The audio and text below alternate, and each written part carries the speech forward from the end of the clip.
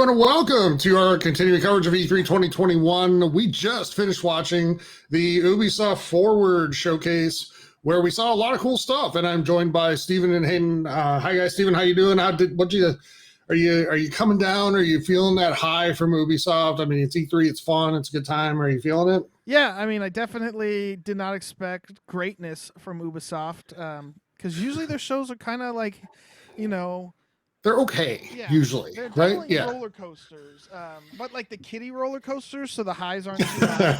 Yeah. But this was pretty good, and again, I think not having expectations helped a lot, because I didn't have expectations for yesterday's show, and I had the same or Thursday's Summer Games Fest thing, which we'll cover later in a later episode. But yeah, not going in with super high expectations does make these a little better. Yeah, Hayden. Hayden, your first official E3 showcase as a member of media. So your thoughts? Are you feeling that E3 high from Ubisoft? I'm feeling it. Honestly, I think that was a great show. I think they did really well. I think they knocked out the park. I mean, we got release dates, we got gameplay. It's kind of everything I wanted. Mm-hmm. So I think Ubisoft nailed it this year. Really I do too. And we're going to dig in quite a bit on Ubisoft real quick, just for everybody. If you're listening to this on the podcast and you're new to the show, I know we get new people coming in during around E3 time. Please make sure to hit, subscribe to the podcast on whatever service you listen on. We'd love to have you become part of the community. We have a website, generationxbox.com. Make sure to check that out. We just kind of relaunched with a new look and new feel to the site. We're loving it so far, so check that out. And if you are joining us on the stream right now, thank you for that. And make sure to like the video and hit subscribe if you haven't done so yet. All right, guys, let's jump right in with the biggest news, which happened right at the end, which was the surprise reveal of an Avatar game. Hayden, I'm going to go to you first. What was you have the full title down and all of that stuff. So Avatar Frontiers of Pandora. There we go. Frontiers of Pandora. So we were all surprised by this. I don't think anybody was expecting this game to show up. So Hayden, your thoughts on an Avatar game? What did it give you all the feels here? What are you flying those? I don't know what they're called. I'm not an Avatar buff. The bird things they fly is going to be the vastly superior form of Lothwings from Skyward Sword, and I'm so excited for it. If you can fly those around the entire, if it's open world, obviously not what the game is, but if you can just fly them around anywhere, that's going to be so good. Yeah. So I won't lie, my first reaction, Steven, was like, oh God, not Avatar, because I'm not a huge fan of the original film from 2009, right? Yeah. But it's fine. I think, it does Dances with Wolves with better CGI, but much worse story and acting. So, but I kind of got over that mid-trailer and I'm like, this looks really cool. This looks fun. So kind of what was your take there on the Avatar trailer? Is it one of those things where you're like, I didn't know I needed this, but now I want it? I don't know. I feel like part of your letdown was you thought it was Star Wars at first, because Hayden was like, yeah, we thought it was Star Wars. I did. Because I thought it was Beyond Good and Evil 2, maybe. In one of if they land on a planet or something, I don't know. And then you're like Star Wars, and then we see the blue guys, and we're like, oh Jesus, Avatar. And I'm with you. The movie sucked, or just wasn't great. It looked good, but that's about it. I'm kind of excited or not excited for the game. I'm interested to see what the gameplay is going to look like here. Is it going to be an open world, fighting against the oppressive government that just wants to take all the resources, or what is it going to look like? Is it going to be Far Cry but Avatar edition, or is it going to be its own thing? But I am with Hayden. I think flying around on the birds and shooting bows and stuff off of the birds could be cool. Yeah, and everything we saw was obviously cinematic, right? That we didn't see anything like gameplay, although we did see a lot of gameplay in this showcase, and we'll talk about that. But for this game in particular, we didn't see anything resembling gameplay, just a lot of cinematics, which looked good.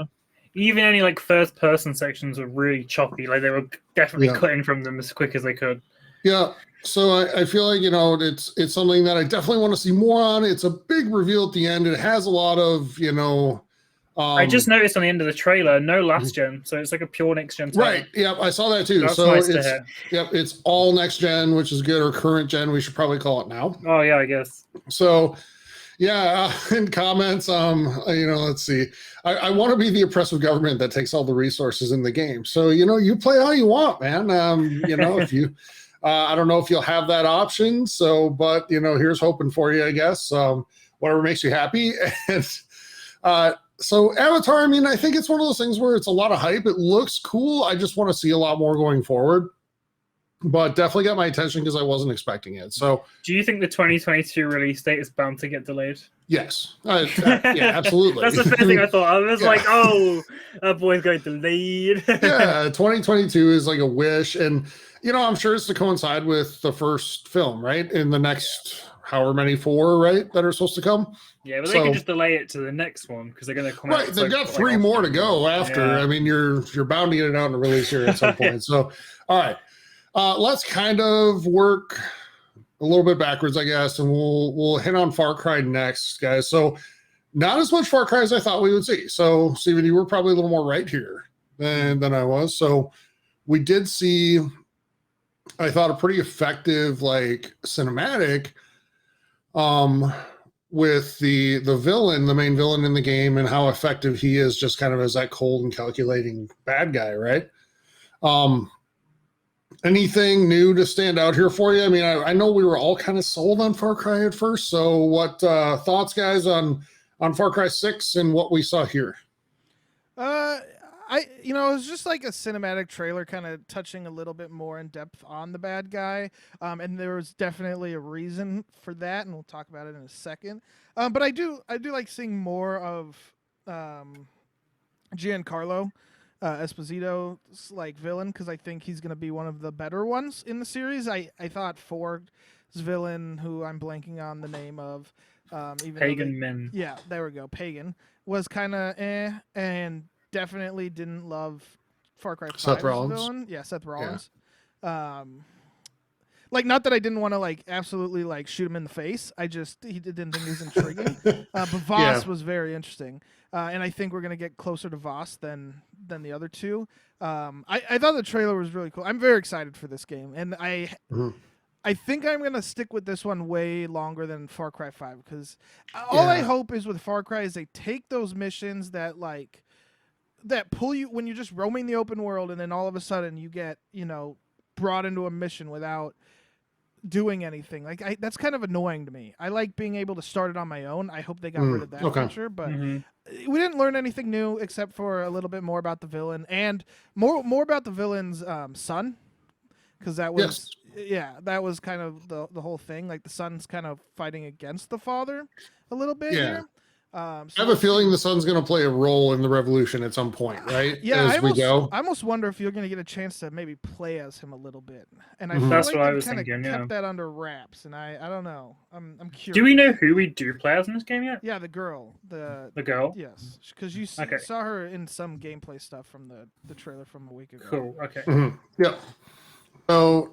Yeah, the villain. And I think one thing they talked about, one of the devs, that I 100% agree with, is what makes a great villain a lot of the time is, that the fact that this person is the normal, seemingly normal person that can make you believe everything they're saying. They truly believe that they're in the right. They don't see themselves as the villain. And I feel that with this villain here in Far Cry 6. And I think that gets, and that was what appealed to me thinking about the Far Cry 5 villain as well. I'm not as down on him as Steven is, but I get what you're getting at. I think part of it is that it was a little disappointing because there's so much potential there for a character like that. And maybe they didn't hit it all, but what are your thoughts on what we saw from Far Cry 6? Hayden? Yeah, I'm excited. I think the trailer just kind of reiterated everything we already knew, right? It's Anton Castillo is a bad guy, and I think it's really funny that they specifically use the word villain loads throughout that little showcase here, but Giancarlo Esposito was adamant that he wasn't a villain the other day. But I guess, like you say, that's the charm of Far Cry villains, right? Yep. They are charismatic and they are believable, you know. Mhm. And Yeah. like you can arguably see why people get behind them. Like they have that charismatic dictatorship that people, you know, rally behind. I suppose is a real thing. It's you know, they're believable. They're interesting. They're dynamic. I'm excited to see more, but you know, was there anything new? Yeah, it was just more Giancarlo Esposito taking the spotlight. I mean, Yeah, and I mean, we know this game's coming soon in October, and that's, you know, a theme that we're going to talk about here because we just have delivered some release dates today. But, you know, I think, yeah, I mean, I'm with you on the effectiveness, what the villain can be. I think if you, it's an effective enough, charismatic enough villain where if you were to, you know, maybe pull the citizens of Yara, I bet you'd get a decent amount percentage-wise that completely support him, right? oh yeah. So, yeah, and a couple comments coming in about Far Cry. Like, oh, somebody loves the Far Cry 5 villain. Like the religious cult aspect. Joseph Seed and the brothers and sister just worked really well. And yeah, I mean, there's the religious cult aspect's awesome, and that's what drew me to the idea of Far Cry. Games like this, for me anyway, the villain's always much more intriguing than the protagonist. So if it's a good villain and it's well done, then it's going to keep me, and that's true for any sort of media, whether it's a you know, film or a book or whatever. So we did learn more about DLC here in Season Pass for Far Cry 6. Hey, do you want to chat about that real quick? Yeah, so like they showed the season pass, and we get to, you know, explore a bit more about the villains from past Far Cry games. So we get to play as Vast, Pagan Min, and Joseph Seed, is that his name, from Far Cry 5. Yep. I thought that was a really cool way to go. I mean, it's definitely unique, right? And it brings back fan favorite characters as well. Like everybody loves Vast, so like that's an instant win in Ubisoft's book. That's going to go down really well. I hope they do them well. Yeah. I'm really intrigued by like the story they're trying to tell with those. Like the setting looked really like trippy, like really reality bending, and I just have no idea what they're going for. Mm-hmm. Yeah, I'm not sure either. It looked, it almost really looked like a dream world type of thing almost. Yeah. You know? Like, so yeah, you better not make Joseph Seed relatable. That's all I'm saying. I'm interested in playing as Voss and Pagan Min though a little bit more, and learning kind of the backstory, especially Voss, because obviously a lot of people have been theorizing that Diego is Voss because of the scars or whatever lineup. I think that's been debunked. But who doesn't love a good little theory, especially while we wait for the game to come out? But I think that's a cool little season pass. It's weird that they're doing it one that doesn't include content for the game itself, that it takes you back to previous games. That's an interesting thing, but I mean, it's interesting. And on top of that, you do get Far Cry 3 Blood Dragon, which I assume will be remastered or remade. Which was hugely popular, It was very popular, so that's pretty cool. Yeah, so that's all part of the season pass. And guys, just general thoughts on a season pass. Like, I know I feel like the industry's moving away from that model overall, but some, you know, are still, kind of employing that model with content. Just general thoughts on the idea of a season pass here. Are you okay with it? I'm fine with it. Like it's it's standard pro. Well, it was standard practice for a long time, and anything that gets Ubisoft like $120 instead of $60, you know, it's a big win, right? Yeah. Well, for them, I'm sure they can claw your money during the hype train and then release some mediocre DLC. I've definitely been burned by that one before with them, but I mean, the premise does seem cool, and I'm sure we'll be able to pick up the season pass like a bit cheaper after launch anyway. So Ubisoft games always go on sale over Christmas and stuff. So for if sure. you don't pick it up on launch, you'll probably get Far Cry 6 Gold Edition for like $20-$30 cheaper. Yeah, just wait till the Christmas sale. Always. Exactly. So I at least like that they told us up front two of the things basically that are going to be in the season pass. So they're being pretty transparent about what we can expect. Which is good. See, I definitely thought that each villain is going to be its own like DLC for the season pass, and that I thought the same. Like total of the DLC for the season pass. Okay, maybe it is. Maybe it is. So, I mean, then we'll have to see how much it costs, right? I think it usually comes down to like, is it worth the price they're asking you to pay? So, yeah. All right. Anything else, Far Cry 6 guys, that you're dying to talk about before we move into a different game? No, I I think just so. want it to be here at this point. Okay. Let's move into Rainbow Six Extraction then.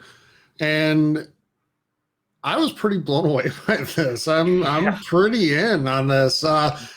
So Hayden, we saw some gameplay, which is awesome, right? And We got gameplay, yeah, and it looks so good. it does look really good. So as a co-op experience, or you can play it solo, but as a co-op experience, it looks really sweet. Talk about it a little bit, kind of your thoughts.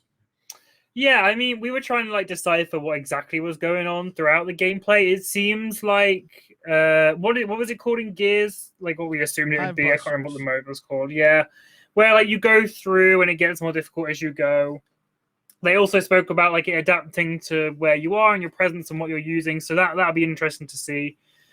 I assume that'll be with like placing the different like tiers of enemies, different like types, variants, whatever you want to call them, like throughout the map. So maybe I'm interested to see how they apply to the game. So like, you know how you can like barricade walls and stuff. I'm interested to see like whether the different types of enemies kind of play like the different types of operators you'd be used to fighting in Siege. So like a breacher will come along and they'll blow up your reinforced wall maybe, right? Like I'm interested to see how that like takes shape, because obviously like this is coming off of Siege, so you'd assume like that kind of emergent gameplay to be there again. Well, I'm excited to see that. They did specify that like all the like abilities that the Siege oh my god, what are they called in Siege? Operators, there we go. Will be there, but you'll also be able to like unlock new stuff for all of them as you go through the game. I'm more thinking about the enemies though. Like, are they just going to be like grunts that kind of walk through the map, or are they going to like explode walls as well? You know? Yeah, I don't think so. But maybe. I mean, we did see a visual of one of them barricading one of the walls, and we already know that one of the like enemy characters does blow up, so it seems like a prime candidate to do together. There might be, you know, because if you're watching the screen right now, this is the cinematic trailer, right, where you have to like rescue the person, and then you get attacked. Like it might take a while to rescue the person or for them to like come back, and you have to defend the area for a little while, and that's where, like the barricades and breaching charges and stuff comes into play. Who knows? I'm sure they'll manage to make every character useful in its own way, and they're going to have to, because the gameplay you can lose operators to the whatever the infection is called, and you're gonna have to go rescue them. So you have to get good with the spread, right, or whatever it is. Yeah. So as you lose them, you have to go rescue them. Yep. So you have to be good with a lot of different operators, or at least a few. Yeah, but I think that adds a lot too. And you raise an interesting question, like what happens if you lose all of them, other than, you know, getting an achievement for being really bad at the game, I guess. But if you lose everything, what happens? And we didn't get really an answer to that. So we'll have to see as time goes. But guys, I'm hugely intrigued by this. We did get corrected in chat, which, you know, our chat's great at, right? And so thank you. It's Gears Escape mode. The High Busters was the campaign. Right. So there we go. So, all right. So yeah, apologies for the pre-show too. If you were around for that. The most exciting part is crossplay for me, or one of the most exciting parts. Yeah. Like, I'm so glad they are committing to that on like every platform. That's exciting. Which is also coming to Siege. Right? A bit different. On Siege, it'll be PS, like PlayStation, Xbox, and then PC, Stadia, and Luna, like separate stuff. Obviously, because it's competitive, and you don't want to mix like mouse, keyboard, and like controller in that level of. And I think that's fair. Yeah. Yeah. But this is obviously co-ops, PvE. I'm glad they're bringing everyone together. And KC also pointed out in chat that the big tank enemy, like the Left 4 Dead tank, can charge through those barricades too. Yeah, awesome. The brute type. Yeah, so absolutely. And I'm absolutely in on this game, guys. I don't know about you, but I'm 100% planning on playing this. I think it should have a decently fun, long, like shelf life almost, because you go into these areas, you have the choice of going down, like leaving after you go through the first tier, and I assume you're not going to get as much intel or whatever to unlock new stuff, but I'm sure it's probably safest in the first tier. Or you can keep going to try to go to the second tier, where enemies probably get a little harder, but you also get better loot.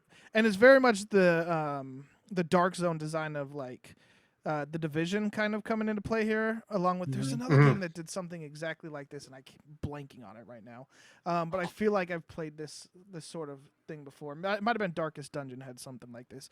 And then similarly, you can go into the third tier, right, where I'm sure the enemies get a lot harder, but the loot's probably a lot better, and you can level up pretty quickly. But I wonder what that's going to mean for if you lose a character. Like, if you lose them in the third tier, do you have to go to the third tier to get them? I think this is Well, that's a good question. a fun little gameplay loop, and I'm interested to see how they add to it, because obviously Ubisoft. It's funny, for how much Ubisoft said their new games are going to be more like live service games and less AAA focused, I did not feel like that at all based off of this. No. Yeah, we didn't see a lot today. Speaking of live service, though, this is going to be a prime live service for them, right? Like, I mean, they mentioned like New York, San Francisco, and I think it was Alaska, the locations. Yes. But like, I'm interested to see how they Mexico, expand on that. So yeah, New Mexico from like the original events. I'm interested to see how they expand on that further. Yeah. Like, obviously, in future updates, we'll get new maps, potentially enemy types, and like, I assume they'll bring. I assume there'll be like a core range of operators, and then they'll bring in more from Siege as it goes on. Mm-hmm. Yeah. They made it seem like based the list they showed, there was a lot of operators. Yeah, but I can't imagine it's all of them, right? Because that's so many. I mean, it'd be cool if it was, but I need to see more. It's been a while since I played Siege, so I don't know how many operators there currently are. There's a lot. Well, we'll see. Okay. So I'll have to go try it. Yeah, and I can tell you one thing it means soon for sure, and that's that we're not going to be drinking anything when we play this, because by the time we get to the third level, might not be so good, and we'll have to stop. But there's a lot of risk reward here, which I like, and it's the Division was like that too. You brought that up. It adds to the like tension and the anxiety around it too. So yeah, I'm really looking forward to this, and kind of see what comes out of this as we learn more. So guys, release date for this September, right? September 16th. September 16th. Yep, September 16th. So we did get a release date, which is awesome. Really looking forward to that, and excited about getting our hands on this game. So all right, let's move into Riders Republic, which we saw here and saw quite a bit about. And guys, kind of the same story here. We saw, we're like, wow, this looks really, really fun. Yeah. Ubisoft delivered in a lot of ways today. So, Steven, Riders Republic, what kind of really impressed you about it? I know you were pretty high on the game while we were watching. Yeah, I was high going into this. It just looks like fun and crazy fun. I like the different like sort of events you can do. There's obviously the wingsuits, but then there's the like gliders that have the rockets on them, and then there's like mountain biking, and then there's the snow sports, skiing and snowboarding. So just a nice change of pace, because we saw the mountain biking where you're going down like the mountain trail that seems like really hard and complicated, and then you go and you look and there's a little like arena where you do a bunch of snowboarding tricks and competing against each other to try to like take over, almost Splatoon like, where you're trying to cover the level in your team's paint while you're trying to make all the trickable objects your team's color. And I think that sounds fun and like a little bit like SSX and kind of exciting. And then I like the giant races. So all that stuff, I just can't wait for the second. There's a beta you can register for right now on Ubisoft.com. And if you go to Riders Republic, you can register for the beta. And I'm going to. I cannot wait to get my hands on this game. And I hope it's as fun as it looks, because it looks fun. Yeah, I was in on it, and then I saw the snowboarders, and I was like, "Yep, 100%, I'm getting this game and playing." You guys kind of at the same time, but like, oh yeah. Yep. So, Hayden, what got you kind of excited? Because I know you were the kind of the same reaction as us. So, what really stood out to you? Yeah, I mean, like the wild, crazy, wacky, like sandbox fun really strikes me. Like, I'm not a massive sports guy, like the old SSX games and stuff. I never really played them. The only game like this I've really played is I played a bit of Steep and I played some Skate, which obviously isn't really represented here, but like it's a similar thing.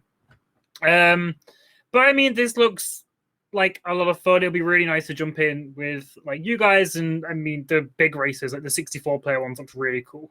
I think that would be a really fun experience. As long as everyone isn't like crashing into each other all the time. That might get Yeah. stressful. I feel but like you go invisible or whatever. Or yeah, like ghost mode. Yeah.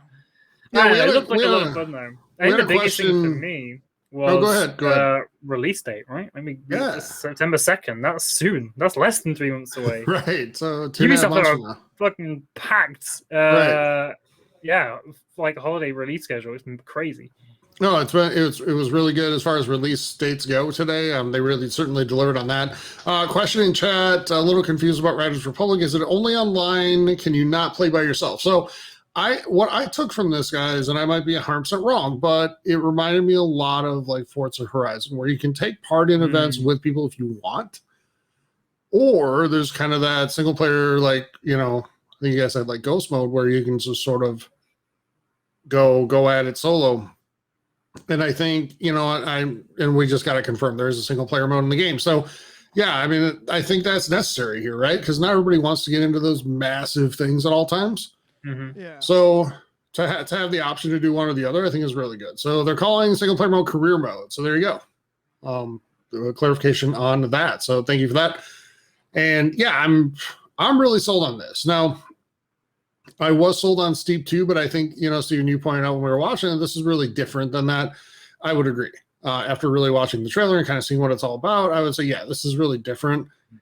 Steep had like a more realist, like they wanted it to be more like realism, right? And like a bit more focused on like the hardcore aspect, whereas this is just a bit more like wild and a bit weird, a bit crazy. Just more about like doing awesome stuff, right? Like getting crazy speeds and yeah. In the pre-show, we talked about the wanting it to be more arcadey. More arcadey's fun with games like this, and I feel like there's enough of that here that we saw. Yeah, exactly. To suggest that that's what we're going to get in September. So, Steven, do you agree with that? Yeah, I do. Okay. Did you see that then? There was someone going down on like I don't even know what that was. Yeah. Yeah. That's what I mean. I think the customization is going to really help this game out, and there'd be a lot of unlockables. And I was already thinking, like, you know, it'd be kind of fun, and I wish Microsoft would do it, but I don't think they would, is like putting a Master Chief exclusive skin into this game, so you can like rock it around as Master Chief. You know, because we see PlayStation do that every now and again. You know, like Spider-Man's exclusive to Marvel's Avengers as a playable character. So there might be, if Hayden's wish for tomorrow comes true, or one of them. And Ubisoft, there's an Ubisoft related announcement around Game Pass. So I'm all in on that. If it doesn't happen, I'll cry. Whatever saves me money is a good move. So, all right, guys, what else do we want to kind of touch on here? What else stood out? Do you want to chat some Mario and Rabbids real quick? Yeah. All right. Yeah, take it away. I mean, I didn't really know what to say because we didn't get much gameplay. It was like pre-alpha, right? Like it was pretty early stuff. We know it's coming next year. I was kind of hoping for like another holiday release, but I guess I've been spoiled enough with the Ubisoft lineup. But it'll be exciting to have something. You know, I mean, Switch is getting a pretty good lineup for next year, like with Legends Arceus and Mario & Rabbids Sparks of Hope, and then like assumedly Breath of the Wild 2 next year as well. Like potentially as like a holiday thing. I don't know. It's got a good year coming up. And you guys, neither of you said you played the original game, right? Correct. Yeah, I haven't played it. Yeah. Oh, it was so much fun. It wasn't too long. But like you could like play through it in co-op. So me and my girlfriend played through some of it together not long after it came out, and it was really fun. And Steven, you mentioned like XCOM when we were like looking at it, and that's like pretty much what it is. Like they do a really good job of integrating those like that gameplay into the Mario universe. It's really fun. Yeah. Steven, thoughts on Mario and Rabbids? Yeah, I kind of want to play the first one. I've thought about buying it multiple times. I've seen it on sale a few times, and I've never pulled. It's pretty cheap usually on sale. No, it's not. I mean, it's cheap. For I've a seen it Nintendo game, but it's like $25, $30. Oh no, I've seen it go down to like £10 here. Like it's dirt cheap sometimes. Physically in your stores, not me. Yeah. All right, so that's another game coming, but 2022. There. So, Steven, you wanted to talk Rocksmith a little bit. I guess, yeah. Yeah. So, this, kind of bringing back a game now, Rocksmith Plus, right? So, changing the way it's done because, technology's changed since the first release. And, like if you want to learn guitar, it's a great way to do that. You get feedback. What kind of stood out to you? What do you think was pretty cool? You're the guy who's, has the musical inclination a little bit. So what kind of stood out and impressed you about it? Yeah, I mean, I always thought the Rocksmith franchise was like interesting. I did pick up the game or Rocksmith. I think it was 2014. I have it on Steam, and I know it's on sale for like $5 right now on Xbox. You need the cord. It's like the guitar cord and then the USB cord to play. But it's decent for learning like some of your favorite songs without needing to like find good tablature, which can be hard to find, or accurate ones for free. So I mean, obviously you're paying for this game, but I think it does do a good job of like ramping up the difficulty as you're learning and getting better, and you can see yourself getting better because it starts like you play chords, but you might only be playing one note of the chord, and you might not be playing every chord or strumming every single time like it would in the original song. But as you like get better, it adds more notes into the chords. It might add more notes into the solos, and you start seeing yourself improving. And it's pretty fun, especially if you're interested in like learning guitar, or just even if you're good at guitar and you want to play some songs. They've got a good selection. I think this is kind of the first of Ubisoft's like live service games where you pay a subscription now, kind of similar to the Just Dance subscription if you want the like every song. Speaking of Just Dance, we'll just throw it in here. There's a new one coming out, surprise in November, Just Dance 22. But anyways, so Rocksmith, you can sign up for the beta right now. I think it might be open right now. I mean, it's a closed beta, but I think it might launch right now. But be open for registration anyway. They're changing it so now you don't need the cord. You can just use your phone if you download the app on the phone. And then I thought that was really cool. Yeah, and then they added obviously bass, and you could always use an acoustic guitar if the acoustic guitar had like a plug-in port thingy where like you'd plug it into an amp. But either way, it's interesting. Definitely interesting. So yeah, I think it's cool. It's a good little thing for those that like to play guitar or want to learn guitar, and we'll see how many songs it includes at the beginning. But it's a good start, and I think it's a good little game for those that like to play guitar. Yeah, Steven, staying with you, we also learned about Assassin's Creed Valhalla. I know you're excited, and just kidding.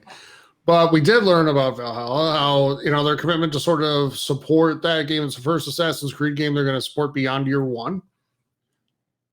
So we're going to be seeing more content coming to the game, more things to do. So we did talk about that, but we did not hear anything about a new Assassin's Creed game being either worked on or launched or anything. I'm sure there's one being worked on. They're just not ready to talk about it yet. So... yeah, we learned that as well. Guys, anything else stands out to you that you want to chat about? I mean, we saw a little bit about For Honor. Not much, though.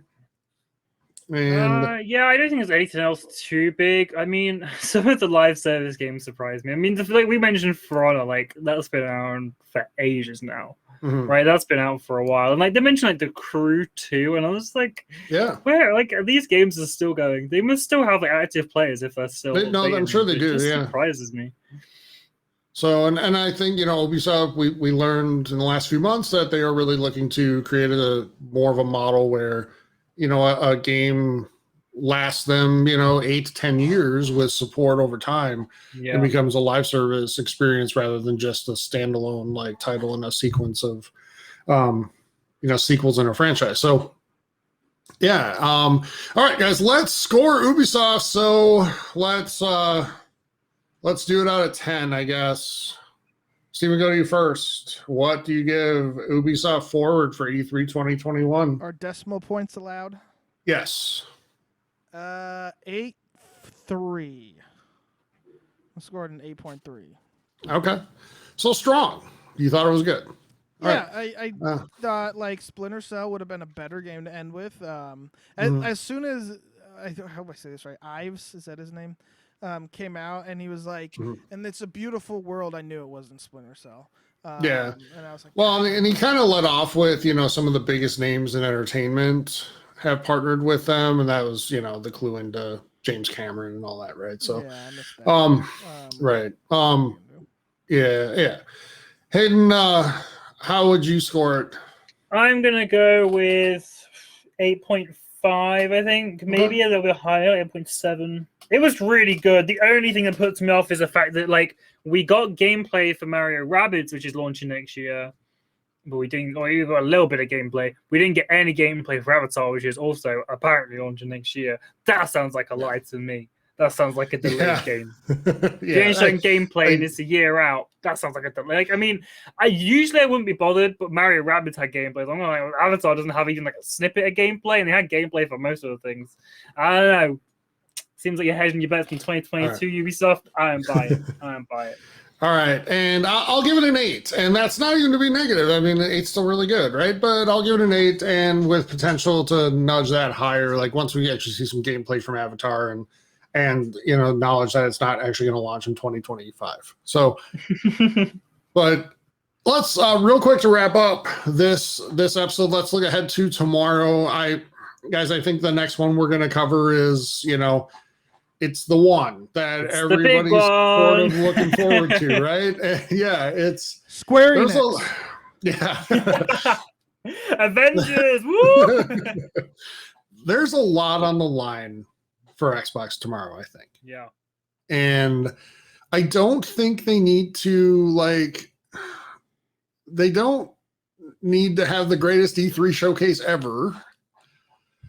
But I think they need to deliver on some things, and they just sort of show the goods of what they've been working on. No more. I don't want to hear we've bought 3 more studios that are going to give us something in, again, 2025, right? I want a real good look into what the next 18 months to 24 months is going to look like owning an Xbox. So that's what show us a new Craig in the comments. No, we don't need a new Craig. We need like things that look good. We know Halo's coming already. Guys, just real quick thoughts on looking ahead to Xbox tomorrow. What's your hype level for that show? Steven. Picked the wrong person to go to. A 2. You have a 2 for hype, really? No, I'm so just kidding. It's like a 6. Okay. I'm gonna say for me, it's a 7.5. I'm really excited to see what they're gonna do. I think the potential's there for them to do great things, but I think that a lot of at least in some of the people that follow us on Twitter and talk to us on Twitter, which we appreciate a ton. That the hype level is really high, and I think some people are expecting a lot. Hayden, are you one of those people? I'm not expecting a lot. I'm expecting to be happy. I'm hoping to be happy at the end of it. I think Xbox needs that, right? They need to impress us with something, and I think Ubisoft just showed how to do it. That's what I feel. I think they just laid out a really good roadmap for the next year. We know, a good few games coming into this year. We know a couple of titles coming next year, adding possibly like another Assassin's Creed as well, which we could assume is coming next year. Ubisoft have a good lineup. Xbox need that. They need to show us a little bit of Halo, tiny bit, just like they did with Far Cry today. Just enough to start building anticipation again, and then move on. Show us a little bit of Psychonauts 2 and get an actual release date for that, I suppose. And then get into what else we can look forward to. Show us if it's real, Forza Horizon 5. Show us Starfield. Show us whatever else could be coming next year, whether it's Forza Motorsport, Avowed, Fable, something else entirely we haven't even heard of yet. If your game is coming out in 2023, 2024, I don't care. Talk about what I'm going to be playing in the next year. Yeah. Right? And that's what Ubisoft just did it really well. Right? We didn't get anything about far out games like Skull and Bones and Beyond Good and Evil 2 because they know that isn't coming anytime soon. And I'm happy with that. Xbox need to follow suit. Yeah. Right. And I would agree 100%. So, all right, everybody. We're going to wrap up this reaction show to Ubisoft Forward at E3 2021. We'll be back tomorrow. So if you're listening to the podcast version like Saturday night, and you missed our YouTube coverage today, for Xbox tomorrow, we'll be here on YouTube live streaming at 12:30 Eastern with the Xbox Bethesda Showcase pre-show. And then right after the show is done, we'll be live with the reaction show, just like this one, but for Xbox. And we'll have a reaction show for Square as well later tomorrow. So with that, make sure you join us again. If you're watching the stream, thank you. Make sure to like it if you haven't yet and subscribe if you haven't done that. Thank you, everybody, for joining us, and have a happy E3, everybody. We'll be back tomorrow with Xbox coverage. Nobody's looking forward to that. And yeah, so we're excited to bring that to you. So we'll be back tomorrow with that. And for Hayden and Steven, I'm Tyler. Thanks so much, and we'll talk to you tomorrow. Bye-bye. Bye.